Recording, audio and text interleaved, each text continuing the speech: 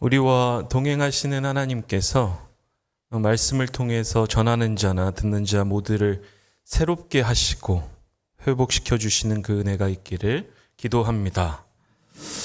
오늘은 그 데살로니가 후서 본문을 중심으로 말씀을 좀 나눠 보려고 하는데, 데살로니가서는 제가 그 사막교회에 온 다음에 이제 두 번째로 다루는 본문입니다. 언제 다뤘는지 기억하시는 분이 계시면 제가 따로 식사를 대접하도록 하겠습니다. 당연히 기억 안 나시죠, 그렇죠? 저도 실은 기억이 안 납니다. 그래서 예전 자료들을, 설교문들을 찾아보는 거죠. 작년 12월에 저희가 이 데살로니가 전서를 가지고서 말씀을 한번 나눴더라고요. 오늘은 데살로니가 후서 2장을 중심으로 말씀을 나눠보려고 합니다. 그래서 리마인더 차 좀 말씀을 드리면, 데살로니가서는 데살로니가라는 그 지역에 있는 교회를 향해서 바울이 썼던 서신서인 건데, 데살로니가는 그리스 북쪽 발칸 반도에 위치하고 있었습니다. 마게도냐에 소속된 도시였고, 그 사도행전 16장을 보면 바울이 이제 아시아 쪽으로 가서 복음을 전하려고 하는데, 밤에 환상 중에 마게도냐 사람 한 사람이 이쪽으로 와서 우리를 도우라라는 그 환상을 보고 나서 급히 마게도냐 쪽으로 건너가서 복음을 전파하고, 그 이후에 세워졌던 교회가 오늘 우리가 읽었었던 그 데살로니가서에 기록되어 있는 교회입니다. 시점은 언제였는가 하면 예수님께서 십자가에 달려 죽으시고 부활하신 이후에 대략 한 20년 정도 지났던 그 시기에 세워졌던 교회가 이 데살로니가 교회였고, 그 도시 안에서는 대부분의 사람들이 유대인 공동체가 상당히 컸던 그러한 상황 속에 있었습니다. 그래서 바울과 동역자들이 그들에게, 그러니까 유대인 공동체가 상당히 컸기 때문에 그 유대인 공동체를 이렇게 타겟팅하면서 구약 성경에 기록되어 있었던 그 메시아가 바로 우리 예수님이다라는 부분을 이제 선포하면서 교회가 시작이 됐었던 겁니다. 그러다 보니까 유대인들은 뭐 어떻겠어요? 기분이 상당히 나빴겠죠? 오늘날로 따지면 이제 어떤 이단들이 들어와서 어떤 인물에 대해서 그 인물이 바로 메시아다라고 선포를 하고 있었으니까. 당연히 유대인들은 박해를 시작을 했고, 바울과 동역자들은 그 박해를 피하면서 데살로니가 교인들은 목회적인 돌봄도 그리 오래 받지 못한 상태에서 홀로 신앙을 견뎌야만 했던 그러한 상황이 데살로니가 교회의 상황이었던 것입니다. 그래서 첫 번째 편지는 그 상황에 있어서 이제 데살로니가 전서는 그 상황에 놓여 있는 데살로니가 교인들을 향해서 어떻게 신앙을 지킬지에 대해서 주로 그 목적을 놓고서 쓰여졌다면, 데살로니가 후서는 전서가 쓰여졌던 그 시점을 바탕으로 그리 오래 지나지 않아서 쓰여졌었던 거예요. 왜 바울과 그 동역자들은 급히 데살로니가 전서, 그 편지, 첫 번째 편지를 보낸 다음에 두 번째 편지를 바로 보냈을까? 우리가 읽었었던 그 본문을 유심히 잘 들여다보시면 그 이유에 대해서 우리가 발견할 수가 있습니다. 왜 그런가 하면, 데살로니가 교회 안에 종말에 대한 잘못된 해석과 가르침이 공유되기 시작을 했던 거예요. 우리가 읽었었던 그 본문 앞에 있는 데살로니가 전서 4장 16절로부터 18절을 한번 찾아보겠습니다. 데살로니가 전서 4장 16절로부터 18절입니다.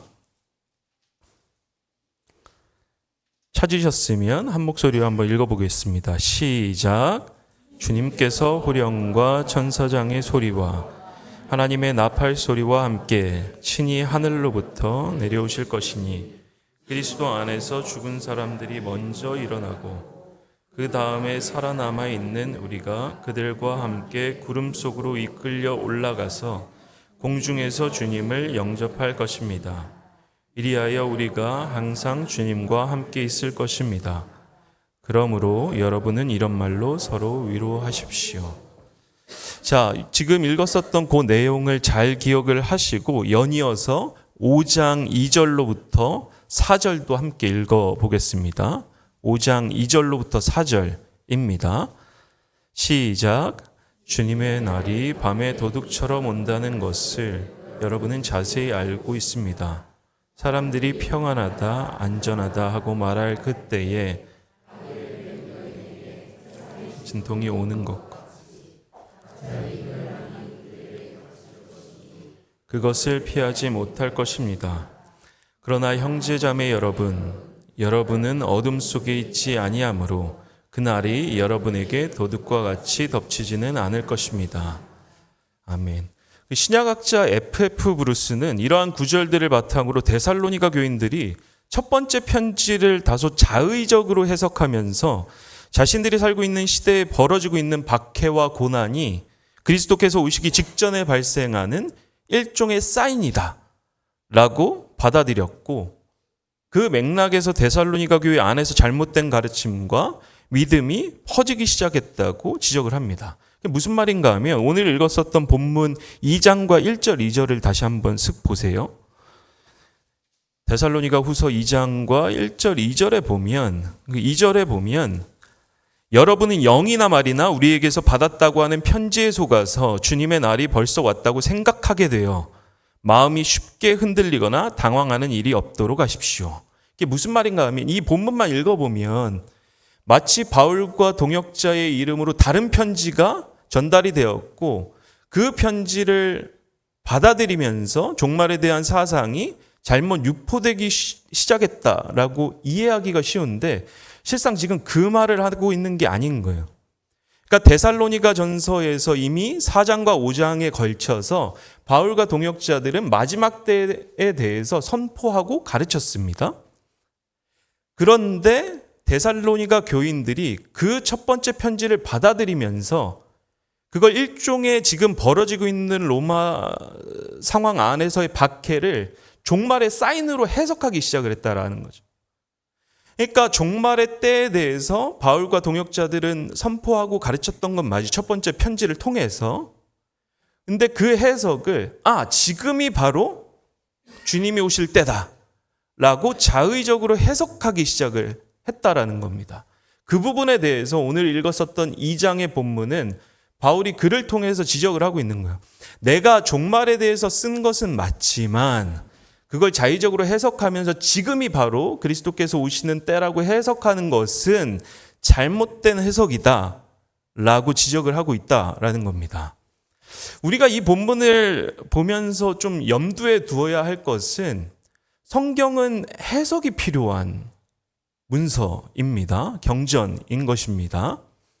성경의 층위들을 보면 우리가 간편하게 좀 발견할 수 있는 것들은 제가 여러 번 문자적인 해석과 비유적인 해석이 구분돼야 되는 것들에 대해서는 이야기를 했었죠. 우리는 모든 구절들을 문자적으로 해석하고 있지 않습니다. 그렇죠? 문자적으로 해석했으면 여러 번 말씀드렸죠. 우리 눈 한쪽이 없거나 손이 좀 하나가 없거나, 그러니까 눈으로 범죄하면 눈 뽑아버리고 손 잘라버리고 뭐 그랬어야 되는 거예요. 그렇죠? 그렇지 않죠.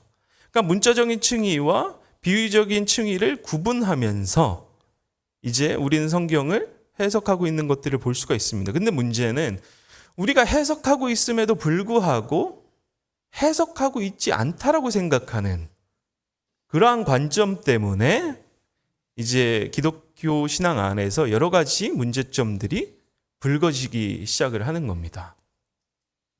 이 이야기를 왜 하는가? 우리가 신앙생활을 하면서 경계해야 할 것은 내가, 우리 공동체가, 나만, 우리 공동체만 진리를 제대로 파악하고 있다는 그 우월주의, 선민사상을 우리는 경계해야 합니다. 제가 이 말씀을 준비하면서 옛날 일이 좀 생각이 났었어요. 제가 지금은 학원 선교를 하고 있지만 예전에는 해외 선교를 위해서 신학교를 들어갔었습니다.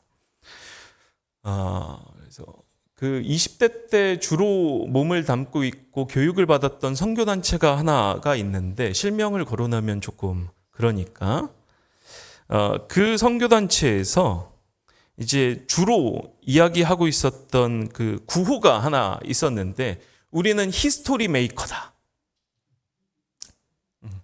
라고 하면 대충 선교에 관심이 있는 분들은 어떤 단체인지 아실 거예요. 찾아보셔도 됩니다. 잘못된 건 아니니까. 근데 이 히스토리 메이커라는 구호를 왜 내세웠는가 하면, 이 선교단체에서 중점적으로 붙들고 있는 성경의 구절이 하나 있었습니다. 마태복음 24장 14절입니다. 뭐라고 기록되어 있는가 하면, 이 하늘나라의 복음이 온 세상에 전파되어서 모든 민족에게 증언될 것이다. 그때야 끝이 올 것이다. 이 구절을 중심으로 모든 성경을 해석하는 거예요. 그래서 뭐라고 이야기를 했는가 하면, 모든 미전도 종족에게 복음이 증거되면, 전파가 되면 그리스도의 재림이 이루어질 것이다. 다른 말로 우리가 미전도 종족에게 모두 전도하면 그리스도께서 다시 오실 것이고, 우리는 그렇게 역사를 만드는 자들이 될 것이다. 그래서 그 당시에 매년 이제 선교 컨퍼런스에 참여하게 되면 청년들이 한 2,000명에서 3,000명 정도 모이거든요. 우리가 이렇게 학벌로 나누는 건 좀 그렇지만 그 중에 반수 이상이 스카이 출신들이었습니다. 그런데 문제는 이 구절 하나로 모든 성경을 해석하면서 미전도 종족의 숫자를 계속해서 보여줬던 거예요. 제가 참여하던 시점에서의 미전도 종족 숫자가 한 6,000에서 한 5,000 왔다 갔다 하는, 집계하는 그 단체들마다 조금씩 다르니까. 그러면서 뭐라고 이야기를 했는가 하면, 10년 내에 주님 다시 오실 거다. 왜? 이 구절에 그렇게 써 있으니까. 복음이 모든 민족에게 전파되면 그제야 끝이 올 거다. 자, 5,000, 한 6,000 좀 안 되니까 매년 우리가 미전도 종족을 바탕으로 타겟팅해서 복음을 전파하면 주님 오실 거다. 그리고 나서 20년이 흘렀습니다. 우리 주님은 아직 안 오셨죠. 그러니까 이 말씀이 진리를 담고 있는 건 맞죠. 근데 미전도 종족에게 복음이 전파된다는 그 사실이 단순히 예수 믿으라는 전도지를 전하고 교회를 한두 개 정도 세우는 걸 말씀하시는 것인지, 아니면 더욱더 심층적으로 그 안에 그리스도인들의 숫자가 어느 정도까지 늘어나는 것을 원하시는 것인지, 아니면 그 미전도 종족이라고 불렀던 그 민족 안에서 하나님의 나라가 자생적으로 그 그리스도인들을 통해서 세워져 가고 선포되는 것인지 해석이 필요한 지점인데, 하나의 해석만을 가지고서 쭉 밀고 갔던 겁니다. 실상은 주님께서는 다시 오시지 않았던 것입니다. 우리가 신앙생활하면서 조심해야 할 것은 일종의 엘리트주의거나 선민사상 같은 겁니다. 다른 말로 우리가 우리만, 내가 나만 진리를 잘 파악하고 있고, 다른 사람보다, 다른 공동체보다 우리가 하나님을 더욱 잘 알고 있고 하나님과 가깝다, 이러한 생각을 하는 순간 우리는 올바른 신앙으로부터 벗어날 개연성들이 스물스물 깊어지기 시작할 수가 있다라는 겁니다. 교회의 역사를 보면 초기 교회 때부터 지금까지 계속 이루어지고 있는 역사가 이런 역사인 거예요. 성경시대에도 이러한 모습들이 불거지기 시작을 했습니다. 고린도 교회를 잘 보시면 고린도 전서 14장 27절로부터 30절, 33절에서 이렇게 이야기를 합니다. 고린도 전서 14장 27절로부터 30절을 한번 같이 읽어볼까요? 고린도전서 14장 27절로부터 30절입니다. 고린도전서 14장 27절로부터 30절입니다. 찾으셨으면 한 목소리로 한번 읽어보겠습니다. 시작. 누가 방언으로 말할 때에 둘 또는 많아야 셋이서 말하되 차례로 말하고 한 사람은 통역을 하십시오. 통역할 사람이 없거든 교회에서는 침묵하고 자기에게와 하나님께 말하십시오. 예언하는 사람은 둘이나 셋이서 말하고 다른 이들은 그것을 분별하십시오. 그러나 앉아있는 다른 사람에게 계시가 내리거든 먼저 말하던 사람은 잠잠하십시오. 33절에 뭐라고 기록되어 있는가 하면 하나님은 무질서의 하나님이 아니라 평화의 하나님이십니다. 무슨 말인가 하면 하나님의 계시와 하나님의 말씀과 하나님의 가르침이라는 것은 소수 집단이나 소수의 사람들에게만 주어지는 것이 아니라 하나님의 공동체 모두에게 주어진다라는 사실입니다. 그렇기 때문에 내가 하나님을 깊이 체험하고 하나님의 진리에 대해서 깊이 알고 있다면 같은 공동체에 속해 있는, 같은 교회에 속해 있는 그리스도인들이라는 그 사람들에게도 하나님의 진리와 하나님의 말씀이 선포되어 있다라는 그 사실을 겸손히 인정하고 우리가 함께 신앙생활을 어우러져서 살아갈 때 비로소 하나님의 진리가 더욱 깊어지는 줄로 믿습니다. 우리가 기억해야 할 것은 하나님은 나의 하나님이기 이전에 우리의 하나님이라는 사실입니다. 주님은 우리 공동체만의 머리이시기 이전에 이 땅의 모든 교회들의 머리라는 사실입니다. 이를 고백할 때 우리는 겸손히 하나님의 얼굴을 구하고 하나님과 동행할 줄로 믿습니다. 간혹 가다가 우리가 신앙생활을 하면 그런 워딩들을 쓰는 그 교인분들을 심심치 않게 만날 때가 있었어요. 삼회교회에서는 못 만나본 것 같은데 다른 교회에서 이제 사역을 할 때 하나님이 우리 교회를 특별히 사랑하셔서 얼마나 좋아. 하나님이 우리 교회를 특별히 사랑하셔서 우리에게는 이러한 고난들을 피하게 하시고 이러한 축복들을 주시고. 근데 잘 생각을 해보면 하나님이 특별히 사랑하시는 교회가 어디 있습니까? 하나님의 몸된 교회들은 다 사랑하시는 겁니다. 우리가 그렇게 워딩들을 쓰고 그렇게 살아갈 때 마치 하나님이 누구는 차별하고 누구는 그렇지 않은 것처럼, 누구는 더 사랑하고 누구는 그렇지 않은 것처럼 오해할 수가 있는데 그게 하나님의 본심이 아니고 그게 하나님의 말씀이 아닌 거예요. 그렇기 때문에 우리는 겸손히 하나님의 얼굴을 구할 때 우리의 삶 안에서 주신 그 축복들 뿐만 아니라 다른 사람들에게 주셨던 그 축복과 그 말씀들에도 경청할 수 있는 겸손한 자세가 필요한 것입니다. 그럼에도 불구하고 우리 신앙에는 기준이 있습니다. 신앙적 차원의 옳고 그름을 판단하는 기준이 있다라는 사실입니다. 튤립을 좋아하시는 분 있으세요? 튤립 꽃. 그러고 보니까 요즘에 튤립을 본 적이 좀 오래된 것 같아요. 봄에 제가 꽃에 관심이 없어서 그런지 봄에도 잘 못 본 것 같은데 만약에 튤립을 좋아하는 분이 계셔서 제가 우리 교우님 사시는 그 아파트랑 제 튤립을 한번 좀 하나 제가 사다 드릴 테니까 바꿔 주시겠어요라고 물어보면 아파트를 바꿔 주시겠어요? 튤립 한 다발이랑? 우리 목사님이 드디어 기도와 성경을 보더니 이상한 쪽으로 가는구나.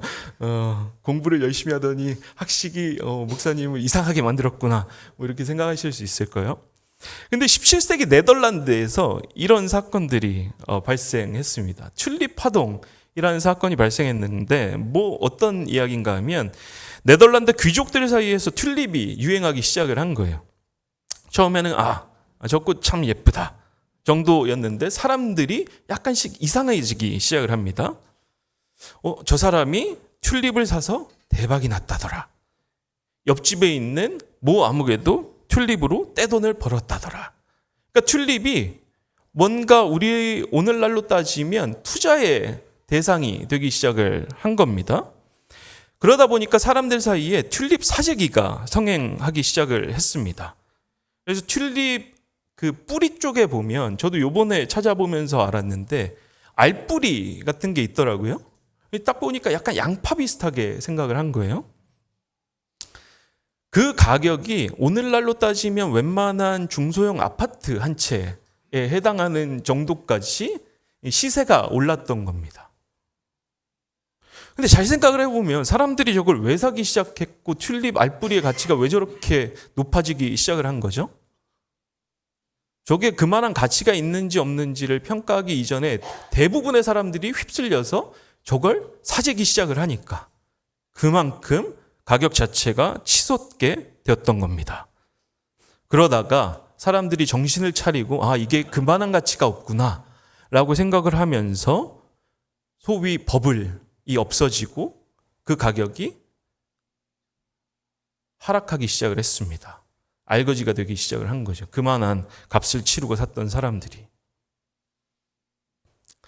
그러니까 우리의 신앙과 우리의 성경 해석에 대한 판단도 대다수의 사람들이 하는 쪽으로 흘러갈 수가 있습니다.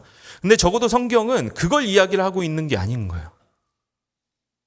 우리가 겸손히 하나님이 주신 은혜를 나와 너의 관계 가운데서 우리의 공동체들 가운데서 나눌 수 있어야 되지만 그럼에도 불구하고 명확한 신앙적인 기준은 필요하다라는 겁니다. 그 부분을 오늘 이야기하고 있는 부분이 오늘 본문의 3절로부터 5절입니다. 우리가 한번 다 함께 같이 읽어봤으면 좋겠는데 우리가 읽었었던 본문 데살로니가 후서 2장 3절로부터 5절입니다. 찾으셨으면 한 목소리로 한번 읽어보겠습니다. 시작. 여러분은 아무에게도 어떤 방식으로도 속아 넘어가지 마십시오. 그날이 오기 전에 먼저 믿음을 배신하는 일이 생기고 불법자 곧 멸망의 자식이 나타날 것입니다. 그는 신이라고 불리는 모든 것이나 예배의 대상이 되는 모든 것에 대항하고 그들 위로 자기를 높이는 자인데 하나님의 성전에 앉아서 자기가 하나님이라고 주장할 것입니다.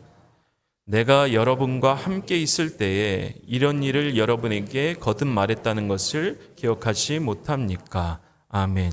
15절에 보면 이러한 구절도 쓰여 있습니다. 그러므로 형제자매 여러분, 든든히 서서 우리의 말이나 편지로 배운 전통을 굳게 지키십시오. 그러니까 바울이 이 구절들에서 이야기하고 있는 종말의 징조들, 믿음을 배신하는 일, 불법자, 곧 멸망의 자식이 나타나는 일, 이러한 것들은 구약 시대로부터 예수님의 시대로까지 쭉 이야기되고 있었던 부분들이었던 거예요.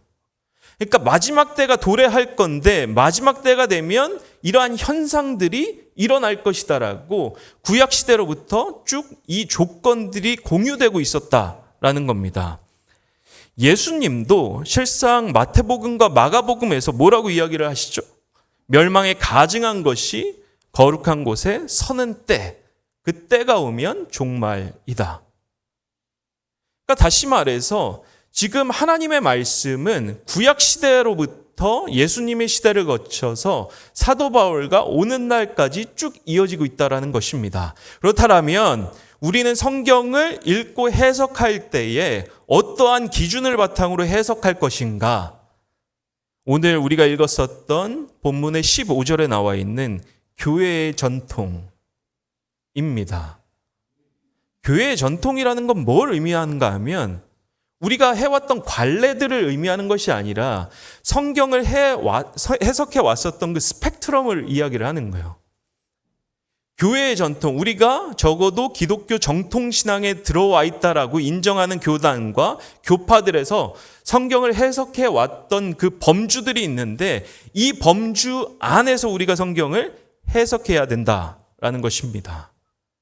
신천지가 왜 이단이고 사입이죠? 구원파가 왜 이단이고 사입입니까? 하나님의 교회, 안상홍 증인회. 요즘에는 김길자였나요? 무슨 김길자였는데 그렇죠? 문제가 되는 통일교. 한학자 총재죠. 그렇죠? 이거 왜 믿을까? 그런 거죠. 기준으로 벗어나 있는데 그 기준이 어디에 있는지를 잘 모르는 거예요. 성경을 해석해 왔었던 그 전통의 범주 바깥에 이루어지고 있는 것인데 그걸 제대로 알지 못한 상태에서 성경을 해석을 하니까 야 이거 봐라 나와 있는 것 아니냐. 그 맥락에서 우리는 교회의 전통에 대해서 알 필요가 있는 것입니다. 한국 교회가 오늘날 직면하고 있는 여러 가지 신앙적인 위기 중에 하나는 목회자들의 타락 문제도 있고 목회자들이 일정 부분 자기의 기준으로 모든 성경을 해석하도록 교인들을 어떻게 보면 쥐고 있었던 그 측면들도 있는 것입니다. 맞아요. 우리가 그리스도인들로서 해야 되는 작업들은 성경과 교회의 전통에 대해서 우리 모두가 알아야 되는 겁니다. 그래야 교우님들도 일반 그리스도인들도 성경을 읽으면서 해석하면서 무엇이 옳고 그른지, 성경을 어떻게 교회의 전통은 해석해 왔는지 그것을 분별하는 기준들을 획득할 수 있기 때문에 그렇습니다.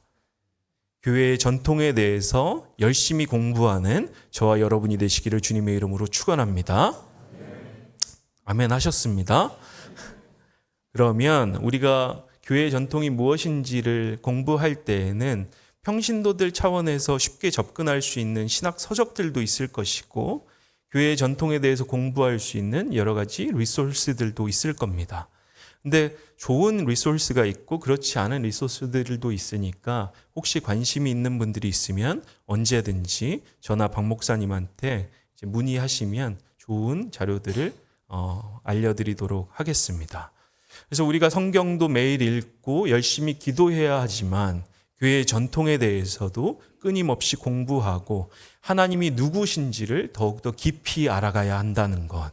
그리고 하나님을 깊이 알아갈 때에는, 하나님을 깊이 사랑하면서 살아갈 때에는 우리에게 주신 그 은혜를 통해서 서로의 은혜들을 나눌 수 있어야 된다라는 것. 이러한 부분들을 기억하고 신앙을 깊이 성숙한 차원으로 이끌어 가시는 저와 여러분이 되시기를 주님의 이름으로 축원하면서 잠시 말씀을 놓고서 기도하시겠습니다.